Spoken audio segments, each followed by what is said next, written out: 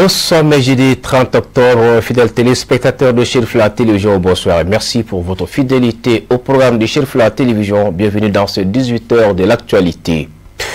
Le mois de la solidarité s'achève en beauté avec le traditionnel don de Move Africa Malitel, un geste inestimable en faveur de plusieurs couches défavorisées. La cérémonie s'est tenue le mercredi 29 octobre en présence de plusieurs membres du gouvernement, du directeur général de Move Africa Malitel, de Seyd Iba Haidara, fils de guide spirituel des Ansar. On fait le point avec Mamadou Ben Chirf Soumanou et Seydou Niar pour Chirfla Télévision. Fidèle à sa tradition de solidarité, Move Africa a organisé cette cérémonie de remise de dons composés de vivres, de motos, de panneaux solaires et de plusieurs autres articles destinés à améliorer le quotidien des personnes en situation difficile. Les différents intervenants ont salué l'engagement social constant de l'entreprise, soulignant l'importance de tels gestes qui contribuent à renforcer la cohésion et l'entraide au sein de la société malienne. Mesdames et messieurs, au nom de Dieu clément et miséricordieux, dans notre religion, l'islam, et je le dis toujours et je le rappelle, la loi du partage est à la fois, comme j'ai dit l'année dernière, est à la fois un droit et un devoir. Un droit pour le nécessiteux de solliciter l'aide des plus riches. Et c'est un devoir pour chaque personne aisée, capable de donner aux plus démunis. On doit trouver beaucoup plus de plaisir lorsqu'on donne que l'on reçoit.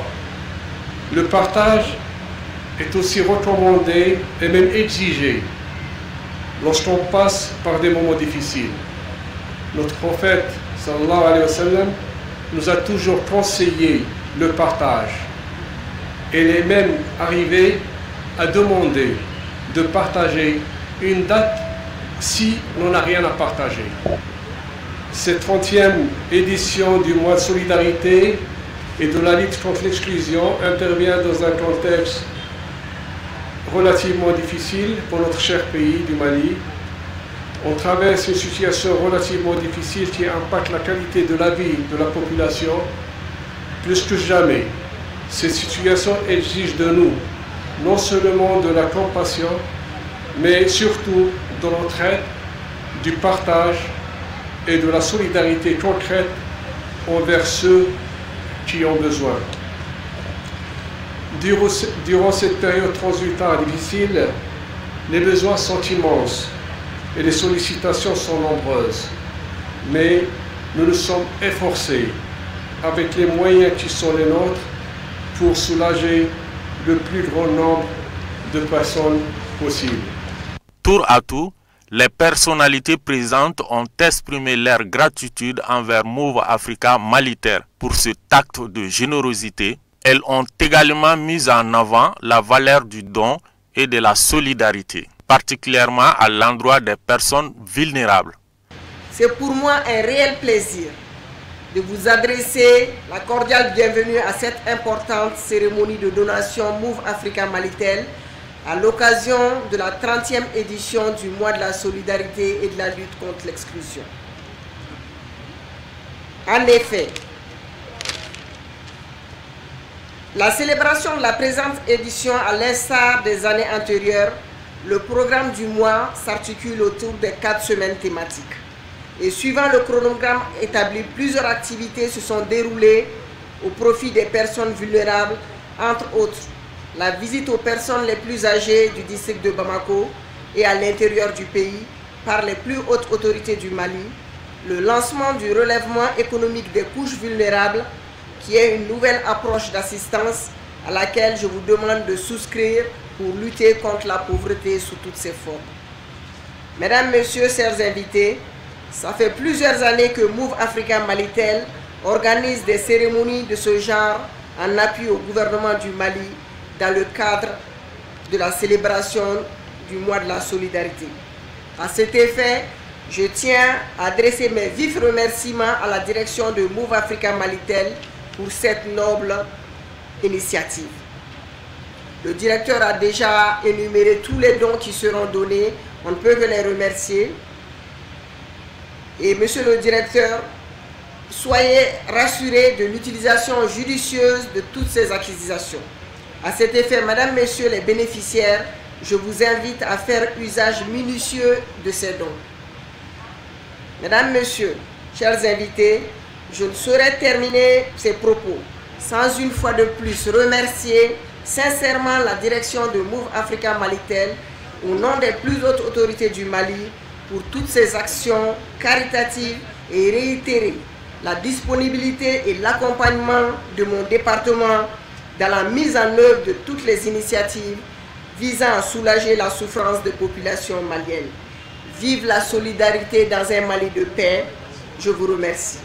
Par ailleurs, il convient de rappeler qu'au cours de la cérémonie, plusieurs chèques ont également été remis afin d'apporter un soutien financier aux personnes nécessiteuses. Un geste à imiter largement. Direction le Burkina voisin où l'Assemblée législative de transition a approuvé le 28 octobre dernier la dissolution de la Commission électorale nationale indépendante CENI. Voyons ce commentaire signé par Samaïra Sanou. La dissolution de cet organe clé du processus électoral traduit la volonté des autorités au Burkina Faso de refonder l'État et de réduire les dépenses. Dans ce cadre, le ministre de l'administration territoriale, Émile Zerbo, a défendu la loi en évoquant la nécessité de rationaliser les institutions et de limiter les coûts. Il a d'ailleurs qualifié l'ancienne structure de budgétivore. En outre, le pouvoir en place au Burkina Faso reprochait à la CENI de subir des influences étrangères. Pour rappel, cette institution créée en 1998 réunissait 15 commissaires issus des partis politiques et de la société civile. Ils étaient chargés d'organiser les élections depuis le retour au multipartisme en 1991. La suppression de la CENI confie désormais l'organisation des futurs scrutins au ministère de l'administration territoriale. Le ministre Émile Zerbo a confirmé que son département assurerait cette mission après le vote unanime de l'Assemblée législative de transition. Cette décision institutionnelle survient après la prolongation de 5 ans de la période de transition, initialement prévue pour s'achever en juillet 2024 par des élections. La transition a été prolongée par les autorités de transition qui justifient ce report par la nécessité de poursuivre la lutte contre les groupes armés. La charte de la transition révisée prévoit que le capitaine Traoré pourra se présenter aux futures élections présidentielles, législatives et municipales. Celles-ci devraient en principe être organisées au terme des 5 années supplémentaires de transition. La dissolution de l'ancienne instance électorale et la prolongation de la transition confirment la volonté des autorités du pays de refonder l'État et lui préparer un avenir politique avec des institutions fortes. De Burkina, nous allons au Bénin où l'ancien président Thomas Boni Yayi a ravivé les débats politiques en accusant son successeur Patrice Talon de vouloir étouffer toute forme d'opposition à l'approche de la présidentielle de 2026. Dans une déclaration diffusée sur les réseaux sociaux, le leader du parti, les démocrates, dénonce une dérive autoritaire et alerte sur les risques que cette situation fait peser sur la démocratie béninoise. Ces propos qui interviennent après l'exclusion de son parti de la course électorale ont provoqué de vives réactions au sein du pouvoir. Moussa Foma pour le commentaire. L'ancien président du Bénin, Thomas Boni Yayi, est sorti de son silence le 28 octobre à travers une vidéo diffusée sur les réseaux sociaux par son parti Les Démocrates. C'est sa première prise de parole publique depuis le rejet par la Cour constitutionnelle de la candidature de Maître Renaud Agbodji à la présidentielle de 2026. Dans son message, Boni Yayi accuse le pouvoir actuel de mener une politique d'exclusion systématique de l'opposition et met en garde contre un plan de déstabilisation visant sa formation politique. Selon l'ancien chef de l'État, l'opposition béninoise est écartée du jeu électoral depuis 2016, à l'exception des législatives de 2023. Il estime que ces pratiques vont à l'encontre des lois de la République et affaiblissent la démocratie béninoise.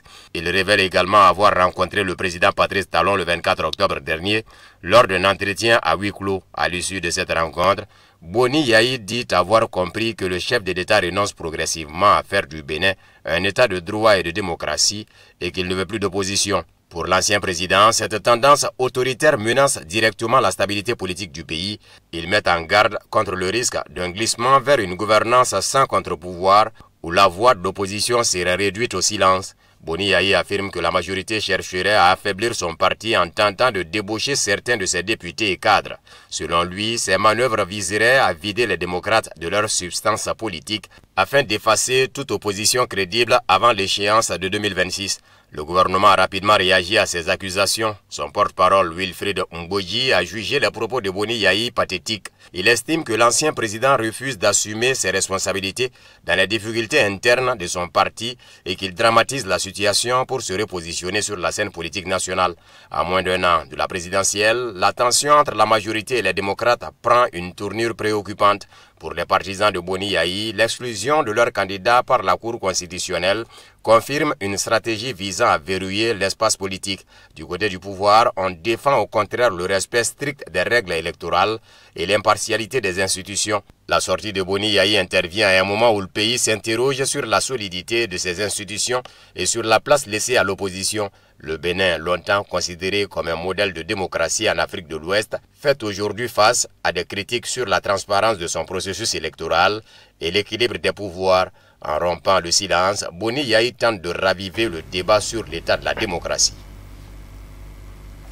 Nous restons avec Moussa Fomba pour voir ce qui fait l'essentiel du reste de l'actualité en images et en brève.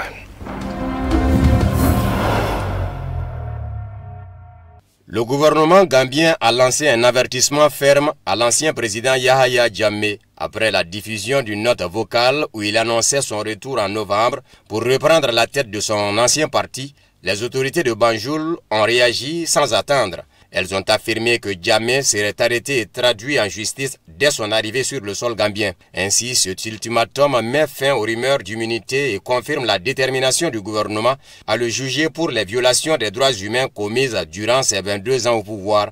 Exilé en Guinée équatoriale depuis janvier 2017, après avoir refusé de reconnaître sa défaite électorale face à Adama Barrow, Yahya Jammeh, âgé de 60 ans, souhaite aujourd'hui mettre fin à son exil. Dans ce contexte, il a diffusé un message audio à ses partisans de Kanilai, annonçant son intention de rentrer au pays. Cette déclaration a immédiatement ravivé les tensions politiques. Jammeh affirme qu'un protocole d'accord aurait été conclu avec l'Union africaine, la CEDEAO, l'ONU et l'Union européenne. Selon lui, ce texte garantissait son retour et limitait son exil à 6 mois. Face à ces déclarations, le gouvernement a publié mardi un communiqué sans équivoque. Aucun accord ne protège Yahya Jammeh. Les autorités précisent qu'il sera arrêté, détenu et jugé pour les crimes commis pendant son règne. Pour appuyer leur position, elles s'appuient sur les conclusions de la Commission Vérité, Réconciliation et Réparation. Celle-ci a documenté de graves violations, exécutions extrajudiciaires, tortures, disparitions forcées et violences sexuelles.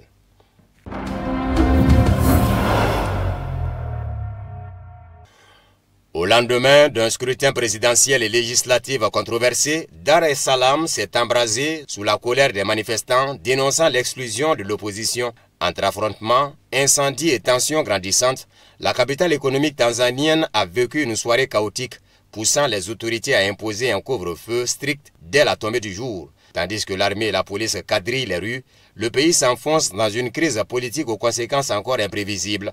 L'opposition, largement écartée de la course électorale, dénonce depuis plusieurs semaines une manipulation du scrutin et une répression accrue des voix dissidentes. Alors que la commission électorale promet la publication des premiers résultats dans les jours à venir, l'atmosphère à Dar es Salaam reste extrêmement tendue. Les organisations de défense des droits humains ont appelé les autorités à faire preuve de retenue et à garantir la liberté d'expression. Cette journée de chaos rappelle les tensions politiques récurrentes en Tanzanie, où la société civile réclame depuis plusieurs années une plus grande transparence démocratique.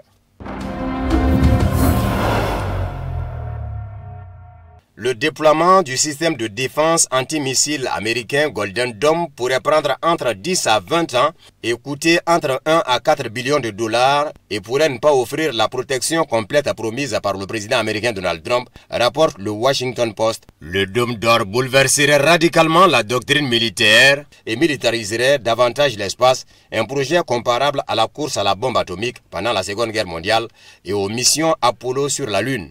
Pourtant, selon l'article, il pourrait être loin d'offrir la protection complète promise par Trump. Le dôme doré pourrait être l'idée la plus dangereuse que Trump ait jamais proposée, et c'est peu dire, a déclaré le représentant Seth Moulton, démocrate du Massachusetts, membre de la commission des forces armées. Le Washington Post affirme que les projets de déploiement du système Golden Dome menacent de déclencher une course aux armements en orbite qui pourrait durer une génération, voire plus. Une déclaration conjointe du 8 mai, publiée à l'issue des entretiens entre le président russe Vladimir Poutine et le président chinois Xi Jinping, affirme que le programme américain Dôme d'Or est profondément déstabilisant.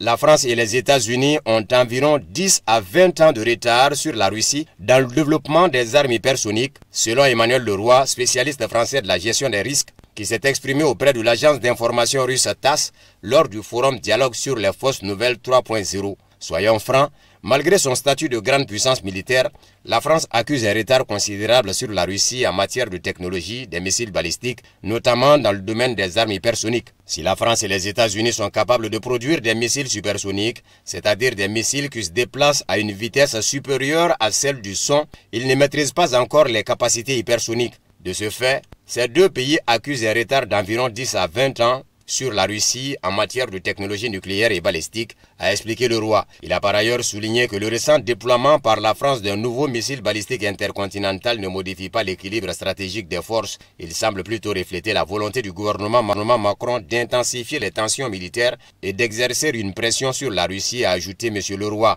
Il a précédemment été rapporté que la ministre française des Armées, Catherine Vautrin, avait signé un décret approuvant le nouveau missile balistique intercontinental M51.3 à capacité nucléaire.